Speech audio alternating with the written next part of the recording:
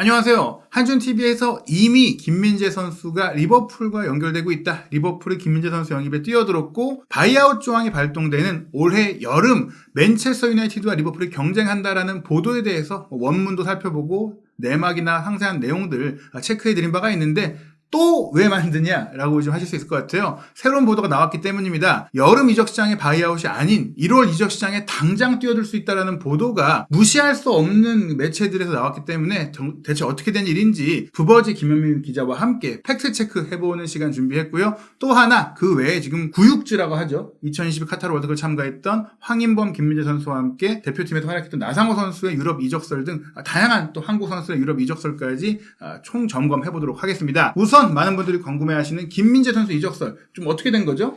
예, 그러니까 김민재 선수 관련된 이적설이 원래 처음에 마티노에서 나왔었잖아요. 예. 해당 보도가. 그리고 이제 처음에는 여름 영입이 이제 얘기가 나왔던 거였죠. 예. 근데 마티노에서 재차 이제 기사를 올린 게 바로 판다이크가 최근 경기에서 햄스트링 부상을 당하면서, 근데 그 햄스트링 부상이 조금 심각한 부상이다라는 얘기가 나오면서, 그래서 급하게 김민재를 겨울에 영입도 고려를 하고 있다라고 보도를 한 거죠. 그리고 이제 그거를 리버풀 지역지인 리버풀 에코에서도 받아가지고 쓰게 된 거고요. 예, 사실 일 마티노도 나폴리에 있는 일간지로서 사실 그냥 뭐 찌라시를 양산하는 곳은 아니고 어느 정도 소스가 있는 곳인데다가 리버풀 에코도 리버풀 내 소식에 대해서는 굉장히 정통한 매체인데 그렇죠. 그냥 떠도는 인터넷에 찌라시를 이렇게 옮겨서 크게 대대적으로 보도하진 않으니까 리버풀에 김민재 선수에 관심이 있다라는 것까지는 확실하게 좀 이제 얘기가 되는 것 같은데 네. 여기서 얘기하는 것은 뭐 콜이라는 표현을 쓰면서 지금 나폴리 쪽에 리버풀이 문의했다. 1월에도 영입할 수 있는지 네. 이렇게까지 얘기가 나왔어요. 네. 일단은 리버풀 수비가 올 시즌 안 좋다는 건 저희들이 이미 뭐 많이 확인을 했는데 네. 그래도 판다이크는 뭐 제 몫을 했고 월드컵에도 잘했기 때문에 당장 이번 1월 이적 시장에 큰 돈을 써서 수비수를 보강할 필요는 없지 않겠느냐 싶었는데 생각보다 몸 상태가 안 좋은가 봐요. 예, 그러니까 판다이크가 원래 기본적으로 햄스트링 부상을 당하면 3주잖아요. 예. 근데 좀 심각하게 당했다라고 해요. 그래서 이제 데이비드 온스테인 상당히 유명한 기자죠. 예. 예, 디 애슬레틱의 데이비드 온스테인도 그러니까 예상했던 것보다 더 안 좋다. 그래서 상당 기간 빠지게 될 것으로 보인다라고 했는데, 근데 이제 현재로서는 2월 18일 복귀 예정으로 뜨는 거죠. 이렇게 되면 거의 6주인 거거든요. 네, 그리고 게다가 2월 18일이라면 2월 말쯤이라고 할 수 있겠는데 그 사이에 리버풀이 치러야 될 컵 대회 경기도 많고 챔피언스리그 경기도 있는데 이때 돌아온다라는 보장도 확실하게 볼 수가 없는 거예요. 왜냐면 만약 이때 돌아왔는데 몸 상태가 좋지 않다거나 부상이 재발할 경우에는 시즌 후반기를 완전히 망쳐버릴 수밖에 없으니 1월 달에 수비수 보강 없이 가기가 조금 이제 애매해졌다. 당장 이번 울버햄튼하고의 FA컵 경기에서 판다이크 없이 나왔다가 이 실점을 했죠. 예, 황희찬 선수도 득점을 했고 솔직히 수비적으로 흔들렸다. 이미 그에 앞서서 브렌트포드와의 경기부터도 좀 경기 수비력에 대한 우려들이 굉장히 컸거든요. 네. 사실 판다이크가 현재 리버풀 수비의 중심 기둥이기 때문에 이 선수가 부상으로 또 한 번 장기 이탈한다면 리버풀은 수비진 자체를 재편해야 되는 게 아닌가 싶을 정도예요. 네, 판다이크 선수가 어쨌건 간에 부상을 많이 당했던 선수는 아니지만요. 한 번 당할 때마다 조금 크게 당했던 경력이 있거든요. 예. 특히 2017년 1월에 발목 골절상을 당했어가지고 그때 또 이제 장기간 결장을 했던 적이 있었고요. 또 이제 2020년에 십자인대가 파열돼가지고 이때 그래서 유로 2020에도 참가하지 못하는 건죄가 있긴 했었죠. 거기다가 그러고 나서 판다이크가 예전과 같은 벽과 같은 모습을 보여주지 못하고 있어요. 솔직히 이 십자인대 부상 이후에는 그 이전에 보였던 단단함보다는 조금은 떨어지는 조금 하향세를 겪고 있다고 느껴질 정도로 경기력이 조금은 떨어졌어요. 거기다가 나이도 이제는 어느덧 만 31세거든요. 그렇기 때문에 판다이크가 장기적인 대체자를 구할 필요성이 있는 거는 사실이긴 해요. 예, 게다가 사실 판다이크가 좀 안 좋다고 하더라도 다른 선수들이 그러면 좀 대체해주고 잘해준다면 모르겠는데 다른 선수들도 썩 좀 몸 상태라든지 경기력이 괜찮지가 않은 것 같아요. 네, 그럼 마티프 같은 경우는 나올 때마다 잘하는 편에 속하고 또 특히 지난 시즌에는 웬일로 부상이 이 선수가 없어가지고 지난 시즌에는 판다이크보다 마티비 더 잘했다라는 평가까지 들었을 정도였는데요. 예. 근데 이 선수 경력을 보면은 예. 부상 후 점철되어 있죠. 언제 다쳐도 이상하지 않다. 네, 샬케 때부터 유명했었거든요. 유리 몸으로. 근데 리버풀 와서도 거의 시즌 평균적으로 보면 절반도 못 뛸 정도로 부상이 너무 많은 선수거든요. 게다가 사실 말씀하신 대로 지난 시즌에 부상이 없었지만 올 시즌에는 이미 한 차례 이제 장단지 근육 부상으로 조금 쉬었던 기간이 있다 보니까 월드컵을 다행히 카메룬과의 좀 그런 문제로 안 나갔기에 망정이지 월드컵까지 갔다 왔다면 정말로 이 선수 몸 상태도 더 안 좋았을지도 몰라요. 특히 2020-21 시즌 당일 당시에 리버풀이 4위 못할 뻔했잖아요. 예. 막판에 맨유한테 승리하면서 극적으로 4위를 했었는데 그때 4위 못할 뻔했던 게 마팁이 거의 시즌을 아웃됐었거든요. 예. 계속 부상이어가지고. 예, 만약에 뭐 이건 가정이지만 판다이크가 현재 햄스트링 부상으로 이탈해 있는 가운데 마팁이 또 한 번 다친다면 리버풀의 센터백 라인이 거의 붕괴된다. 예. 근데 이게 그냥 가정이 아니라 실제로 가능한 옵션이니까 1월 이적 시장에 한 명 정도 센터백을 영입할 필요가 있는 겁니다. 네, 거기다가 이제 코나테 같은 경우도 이 선수가 부상을 자주 당하는 건 아니지만요. 이 선수도 한 번 부상을 당하면은 오래 가요. 예. 예, 그러니까 일단 저기 앞에 게 계속 연달아서 있는 게 저게 그러니까 거의 1년 넘게 빠졌던 거거든요. 그러니까 재발한 거예요. 재발하면서 그러니까 근육 부위가 찢어진 그게 재발하면서 이제 1년 가까이 빠져있던 거였고 그 라이프치히에서의 그 마지막 시즌에도 또 장기 부상을 발목 부상을 한 번 당했었고 리버풀 와서 이번 시즌에도 무릎 부상으로 인해 초반에 못 나오면서 예, 리버풀을 상당히 힘들게 했었죠. 사실 라이프치히에서도 기대했던 선수이고 또 프랑스 대표팀에서도 기대했던 자원이고 당장 월드컵 때도 사실은 우파메카노에게 부상 복귀 이후의 경쟁이었기 때문에 밀렸다가 출전한 경기는 잘했어요. 하지만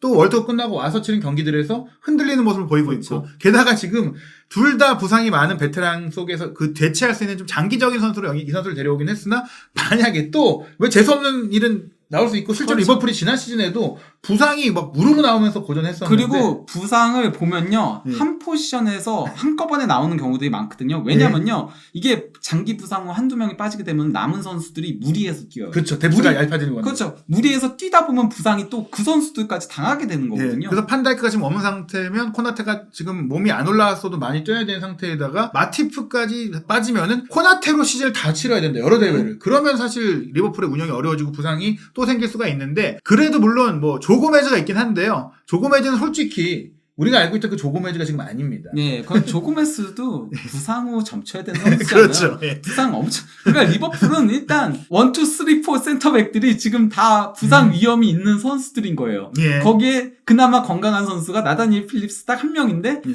필립스는 솔직히 말하면은 리버풀급의 센터백이라고 보기 힘들죠. 솔직히 고메스도 이제는 더 이상 리버풀급 센터백인가 싶을 정도인데 특히 뭐 나폴리 하던가 아스날 전에 너무 심각한 수비를 보여주면서 조기 교체 아웃되기도 하고 했었잖아요. 예, 거의 뭐 팀의 전술에 해가 될 정도. 그러니까 감독이 통제할 수 없는 정도의 1대1 수비력을 보이게 되면 그 선수는 교체할 수밖에 없고 다른 선수를 쓸 수밖에 없다. 그러면 리버풀은 센터백을 뭐 1월이든 최소한 여름에는 무조건 영입을 해야 되는 상황인데요. 근데 지금 1월에 영입해야 될 이유가 있습니다. 바로 리버풀이 현재 챔피언스리그 진출을 장담할 수 없는 상황이잖아요. 예, 그러니까 일단은 최근 6경기 연속 실점을 하고 있고요. 최근 5경기 성적이 2승 1무 2패. 이거 굉장히 실망스러운 성적이라고 할 수 있죠. 물론, 그나마 위안거리라면 컵대회에서 1무 1패를 당했다는 거지만요. 예. 거기다가 현 시점에서 리버풀이 어쨌건 간에 6위에 위치하고 있거든요. 근데 4위 맨유하고의 승점 차가 어느덧 7점까지 벌어졌어요. 그래서 이거 쫓아가기가 쉽지 않은 상태거든요. 그러다 보니까 뭔가 승부수 던져야 될 시점인 거죠. 사실 챔피언스리그에 못 나가는 것은 구단의 재정에 심각한 타격을 주기 때문에 리버풀은 1월 이적 시장에 어느 정도 지출을 하더라도 챔스 진출권을 사수할 수 있는 가망성을 살려야 된다. 그리고 또 거기다가 이제 리버풀이 그것 때문에 이제 각포를 급하게 영입을 한 거나 마찬가지라고 볼 수 있거든요. 루이스 디아스가 또 다쳤기 때문에. 예. 근데 이제 FSG, 이제 페네이 스포츠 그룹이 현재 리버풀 매각을 진행 중에 있잖아요. 예, 그래서 이게 상당히 딜레마에 빠졌어요. 그러니까 챔피언스 리그 진출권을 획득하기 위해서는 조금 가치를 올려서 판매를 해야 되잖아요. 매각을 하려면은. 그렇죠. 비싸게 받으려면은 챔스 진출권 정도 확보해 놔야 더 비싸게 받을 수 있는데. 그렇죠. 예. 그것 때문에 투자를 해야 하느냐. 아니면은 어차피 판매할 구단인데 맨유가 그렇잖아요. 맨유가 그래서 지금 돈을 안 쓰고 있는 상태인 거잖아요. 그러니까 만약에 구매처를 확실하게 잡을 수 있다는 보장이 있으면은 그러면 도리어 큰 돈 지출을 안 하고 각포에서 끝내고 그냥 넘어가느냐. 이것도 상당히 그러니까 조금 걸림돌이라고 할 수 있는 거죠. 일단 각포를 하다는 것 자체에서는 구단의 가치를 완전히 떨어뜨린 상태에서 하지 않겠다는 의지를 보인 건데 이 다음 스텝, 지금 수비 라인에 반다이크가 이렇게 다칠지 몰랐기 때문에 고민을 해야 되는 상황인데요. 문제는 이렇게 리버풀이 원하고 만약에 결심을 했어. 내가 그러면 수비수를 큰 돈 주고 사겠다. 김민재한테 비고포를 하겠다 해도 나폴리가 바이아웃 조항이 지금 발동되는 게 아니다. 예, 그러니까 일단 나폴리는 이게 그가 약간 좀 나폴리 입장에서도 딜레마라고 할 수 있는데요. 김민재 선수의 바이아웃 조항이 7월 1일부터 7월 15일까지 2주 동안에 발동을 해요. 그 해외 구단에 그리고 5천만 유로의 바이아웃 조항이 발동을 하는 건데요. 지금 그 나폴리는 연봉을 조금 더 올려서 재계약을 하려고 해요. 예. 재계약을 하려고 하는데 근데 이제 그 스코토라는 그 이탈리아의 상당히 저명한 기자가 김민재 측에서 그걸 거절을 했다라고 이미 얘기를 해요. 사실 그 삽입한 것 자체가 그렇죠. 그게 목적이었기 때문에 협상이 길어진 건데 그걸 그냥 좀 잘해서 연봉 올려줄게. 아 그래 오케이 없애. 이럴 거면 뭐하러 그렇게 힘들게 협상했겠습니까? 김민재 입장에서는 굳이 할 필요가 없는 그쵸. 거죠. 네. 왜냐면은 그 나폴리에 설령 남더라도 그러면 그냥 바이아웃 조항이 왔을 때 그냥 안 받아들이면 되는 거거든요. 그렇죠. 본인이. 예. 예, 그리고 그 나폴리가 좋으면 그 나폴리가 우승도 하고 챔피언스리그 우승도 하고 만약에 그런다면은 그러면은 남아서 좀 더 도전을 할 수 있는 거고 예. 아니면은 뭐 만약에 나폴리가 성적이 안 좋아진다면은 그러면은 또 이적도 고려할 수 있는 그러니까 본인 입장에선 꽃놀이패를 쥐고 있는 거나 마찬가지인 예. 거거든요. 그걸 굳이 연봉 당장 얼마 올려준다고 해서 예. 포기할 이유가 없다. 거기다가 바이아웃 조항 때문에 만약에 이적료가 싸게 된다? 그럴 경우에는 영입하는 구단에서 그만큼을 연봉을 올려줘요. 예. 기본적으로. 그럼 지금 나폴리가 얼마 준다고 하는 게 크게 매력적으로 올 필요가 없다. 네. 왜냐면 또 여름에 어떤 형태든지 본인의 연봉이 올라갈 수가 있는데 네. 굳이 지금 반년 앞서서 그 조금 더 받겠다고 할 필요가 없다. 예, 그런데 이제 나폴리 입장에서는 그러면 바이아웃 조항이 발동되기 이전에 겨울에 비싸게 파는 것도 고려할 수도 있지 않냐라고 하겠지만은 예.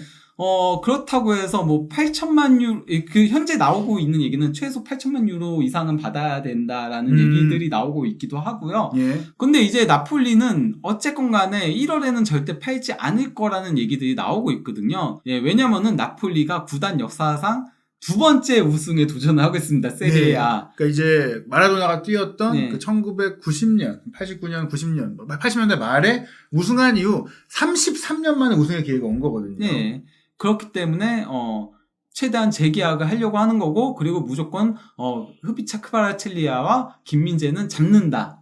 이런 스탠스를 가지고 있는 겁니다. 현재. 네, 뭐 사실 지금 연봉을 올려줘도 사실 조금 더 활약하면 이 선수의 퀄리티를 봤을 때, 클래스를 봤을 때 계속 잘할 거다. 또 팔 기회는 오니까 네. 우리가 좀 무리해서 연봉을 줘도 감당하다가 회수하자 뭐 이런 느낌인 것 같아요. 거기다가 이제 나폴리 같은 경우도 어쨌건 간에 지금 1위 경쟁이 어느 정도 또 추격을 당하는 입장이 됐거든요. 예. 예, 그동안 앞서 나가고 있다가 인텔한테 시즌 첫 패배를 당하면서 물론 유벤투스가 한 경기 더 치렀다라고 하더라도 승점 이제 4점 차밖에 나지 않고 또 이제 AC 밀란도 같은 경기 수에 5점 차로 추격을 하고 있기 때문에 안 그래도 나폴리는 시즌 후반기에 항상 그러니까 우승 경쟁하다가 아니면 1위를 달리고 있다가 후반기 때 무너져가지고 아쉽게 콩라인에 그쳤던 그런 사례들이 있어서 더더욱 김민재 판매에 대해 부담을 가져갈 수밖에 없다는 거죠. 실제로 뭐 이건 평가전이긴 해도 김민재 선수가 월드컵 휴식기 때 뛰지 못할 때 나폴리가 엄청나게 실점하기도 그렇죠. 했고 연패를 당하기도 했고 또 유벤투스가 당장 1월달에 맞대결을 펼치게 되는데 김민재 선수 없이 이 경기를 치른다고 했을 때 그리고 패배한다고 했을 때 승점 차는 뭐 거의 이제 이 순위표 기준으로 본다면 1점까지 줘줄 수가 있기 때문에 나폴리가 1월달에 이 핵심 전력을 내줄까 네. 사실 얼마의 돈을 줘도 네. 돈으로 할 수 없는 가치가 있다. 예. 거기다가 저희가 이미 그 빅6 겨울 이적 시장 전망해서 영상 올렸던 거에서도 얘기 드렸다시피요. 예. 리버풀은 지금 중원 보강이 더 시급해요. 예, 그러니까 중원이 일단 세대 교체도 필요하고요. 하락세를 많이 타고도 있고 또 이 간극이 너무 커요. 그러니까 네. 중간에 전성기 나이에서 해주는 선수가 없어요. 원래 그런 걸 해줘야 되는 게 아르투로 멜로 같은 선수인 건데 그래서 또 이 긴급하게 데려온 거잖아요. 계속 부상에다가 솔직히 말하면은 나와도 그냥 그렇고 나비 케이타 망했고 예. 이 선수들은 전성기를 구가해줘야 되는데 망한 거고 예. 그리고 그 위는 너무 나이도 많고 부상도 많고 요새 하락세를 타고 있고 유망주들은 그 사이에서 예. 자리를 잡지 못하면서 그러면서 계속 흔들리는 모습들이 나오다 보니까 리버풀은 실제로도 겨울 이적 시장에서 영입을 하려고 하는 선수들의 명단에 보면 미드필더가 더 많거든요. 예. 근데 사실 앞서 저희가 수비 라인을 살펴봤을 때도 수비도 필요하긴 해요. 필요하긴 한데 어쨌건 간에 코나테와 마팁이 아직까지는 부상 없이 예. 있으니까 예. 예. 그러면 4명이 현재까지는 되긴 하는 거거든요. 마팁, 코나테, 고메스, 예. 나다니엘 필립스. 예. 근데 여기서 만약에 한 명이 진짜로 1월 중에 또 쓰러진다. 그러면 뒤도 안 돌아보고 돈 꺼내야 된다. 그렇죠. 근데 이제 저는 김민재 선수 이적료가 그냥 바이아웃이 약간 딜레마라고 한 게요. 리버풀 입장에서도 여름이면은 5천만 유로에 영입을 할 수 있다는 거 알고 있어요. 네. 그런데 지금 8천만 유로 이상을 주고 영입을 하는 거 굉장히 아깝게 느껴질 거거든요. 그렇죠. 특히 FSG 입장에서는. 예, 그렇기 때문에 김민재보다는 차라리 싼 선수 영입 주고 가지 않을까. 예를 들면은 거가 벨링엄도 1순위 영입 타겟이잖아요, 리버풀이. 예. 하지만은 이번에 영입하지 않고 여름에 영입을 하려고 하는 것도 결국 큰 영입은 여름에 가는 경우들이 많거든요. 그렇죠. 겨울은 그냥 시급한 영입, 당장 구멍을 메우는 영입들로 많이 가기 때문에 그래서 김민재는 겨울보단 여름 영입에 더 어울리고 그 김민재 선수 본인도 우승을 앞두고 있는데 그렇죠. 기회인데요. 예, 저는 그래서 김민재 선수 본인도 여름에 떠나려고 할 것 같아요. 그렇죠. 설령 떠나더라도. 네, 물론 뭐 예를 들어 클로프 감독이 전화를 해서 리버풀이 엄청난 액수를 얘기하면서 와라 뭐 설득을 하는 상황이 있다면은 변수가 되겠지만 그게 아니라면 지금 나폴리가 잘하고 있고 스파레티 감독과의 관계도 좋고 또 정말 이 우승이 그냥 우승이 아니에요. 나폴리의 33년 만의 우승을 내가 또 중심이 돼서 지금 세리에A에서도 최고 수비수로 평가받고 있다 보니까 그런 상태에서 솔직히 우승한다면 저는 세리에A 시즌 최우 수비수도 전 선정될 수 있다고 보거든요. 그렇죠. 그런 기회를 굳이 마다하고 또 모험을 감행하진 않을 것이다. 저는 그러니까 김민재 선수가 그 유키스에 나와서 그런 얘기를 했잖아요. 예. 어떤 리그에서 뛰든지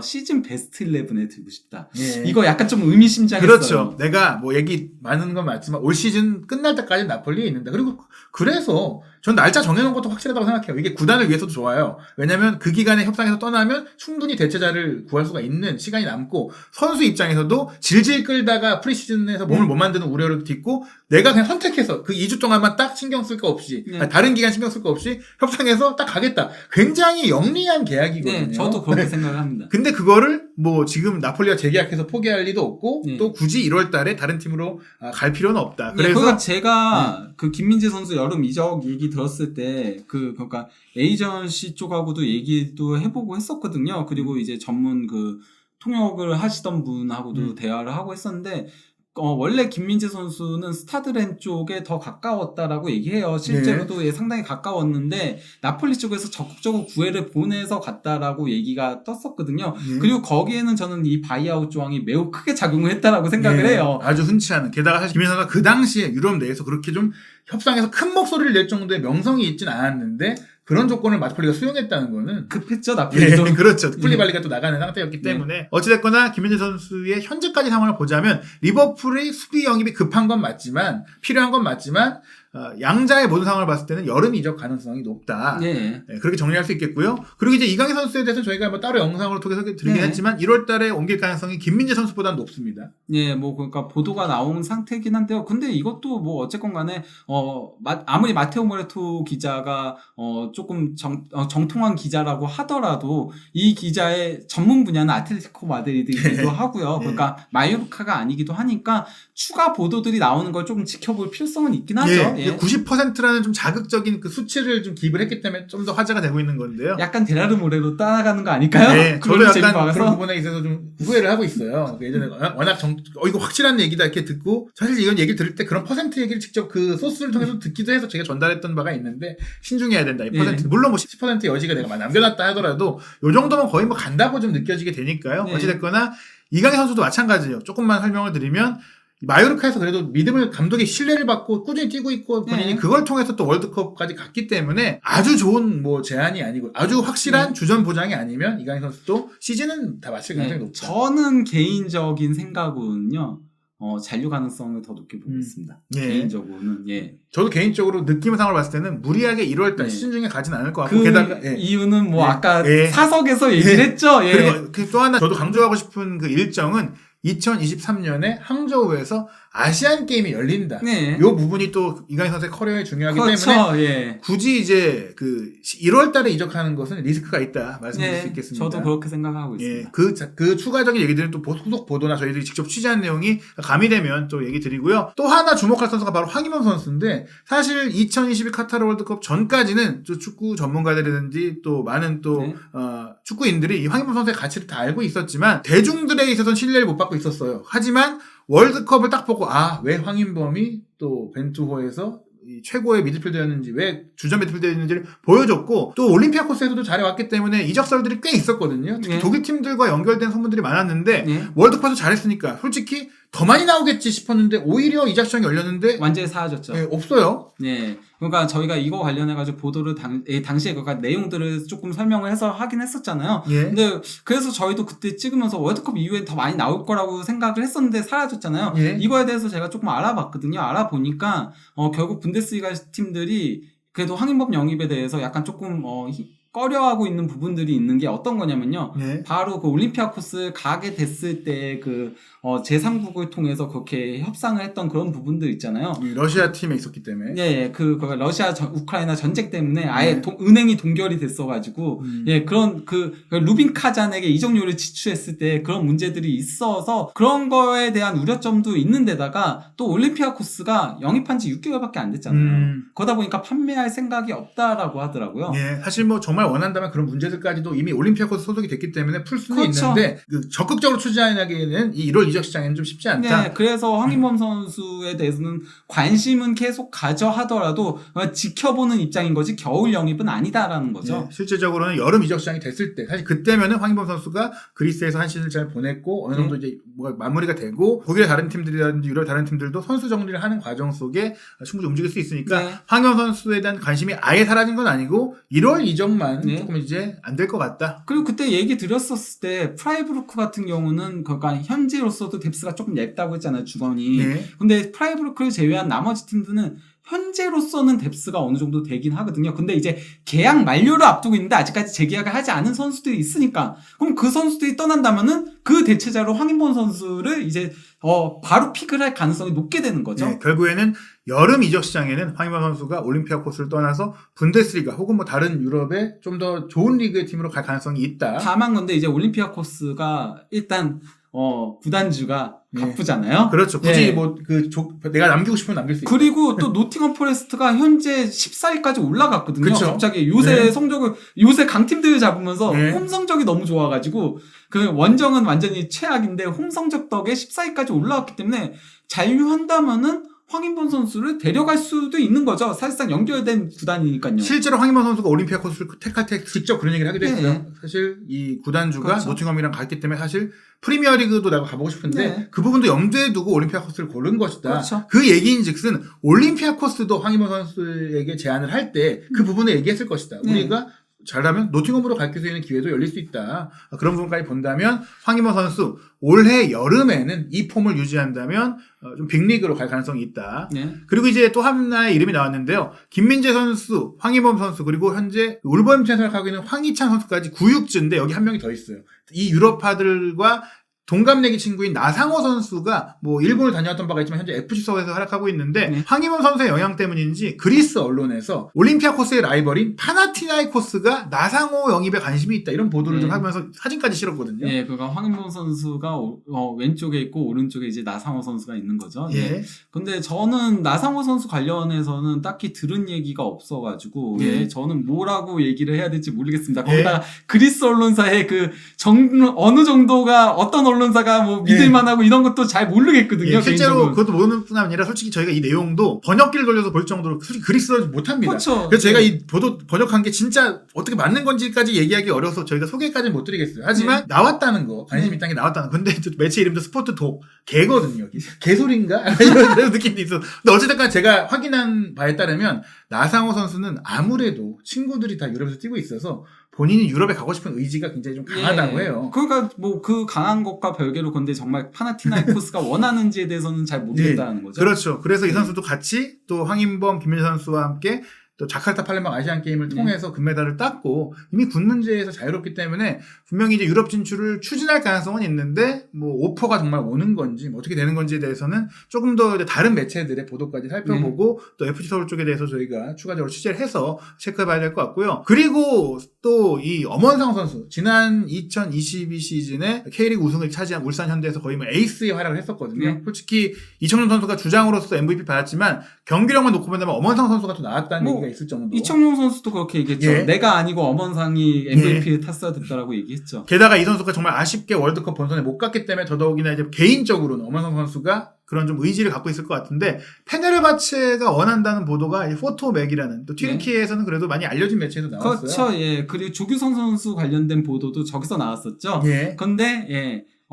제가 알아본 바에 따르면요, 가짜랍니다. 네. 그러니까 사실 저도 터키 쪽에서 멘트가 뜨고 또 이제 김민재 선수가 터키에서 뛰고 있을 때는 워낙 관련된 보도가 많이 나왔고 그 과정에는 맞는 얘기도 있긴 했었어요. 네. 왜냐하면 수많은 얘기를 그냥 다 쓰니까 뭐 다 가짜는 아니었겠죠. 근데 상당수 부풀려지거나 네. 정말 진짜가 있었던 것에서 확대 재생산을 하거나 이런 부분이 있고 게다가 김민재 선수가 워낙 좋은 성과를 그렇죠. 내다 보니 페네르바체 쪽에 오히려 역으로 그냥 에이전트들이 한국 선수 이름을 뒤밀어 놓고 기사를 뿌리는 그런 경우도 있는 것 같더라고요. 그러니까 지금도 김민재 선수 관련된 소식들에 터키 댓글이 가장 많이 달릴 네. 정도거든요.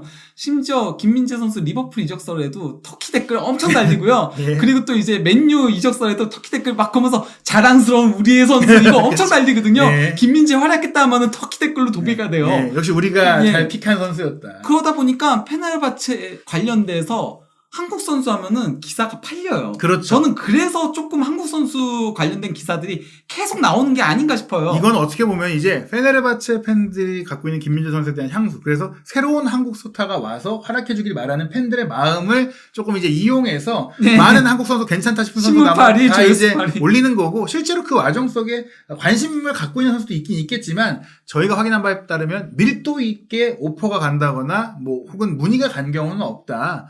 한국에서 잘한다 싶으면 그냥 조금 이제 보도가 나오는 수준이다. 물론 이제 엄연아 선수가 유럽에 뭐 갈 수 있는 실력은 충분히 된다고 저는 생각을 네. 합니다. 그래서 조금 더 밀도 있고 좀 다른 얘기들이 나온다면 저희가 또 그런 소식들도 체크해드리고요. 앞으로도 이렇게 부버지 김현민 기자와 함께 유럽에 나오는 한국 선수의 이적설 보도에 대한 신빙성과 또 가능성, 실제 상황 체크해드릴 예정이니까요. 한준 쪽을 통해서 이적설의 진짜 이야기 앞으로도 확인하시기 바랍니다.